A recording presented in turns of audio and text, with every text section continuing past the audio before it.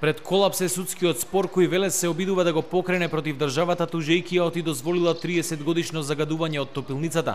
Тужителите немаат пари да го платат вештачењето кое чини 1500 евра. Иако има рок од 3 месеци, досега не обезбедија ниту денар. Зелените се разочарани од општината која ги представува Велешани.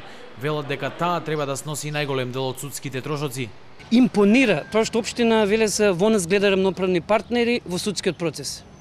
Јас искрено се надевам дека општина Велес ќе продолжи во нас да гледа рамноправни партнери и после судскиот процес. Тогаш навистина ќе сметаме дека општина Велес има конзистентен став во однос на рамноправноста на граѓанскиот сектор со општината Велес. Судскиот процес никако да почне веќе 2 години. Претходно тужбата беше вратена на допрецизирање, а сега општината се жали дека трошоците за нив биле преголем залак. Тужителите денеска од судот добија дополнителни 15 дена да платат за вештачење.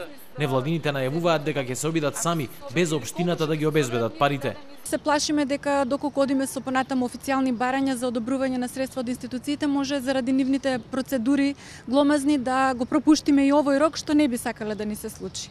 Иако побаравме од кабинетот на градоначалникот Горан Петров, денеска не добивме став дали ќе се побара итна седница на советот на која ќе се бара начин како да се обезбедат парите.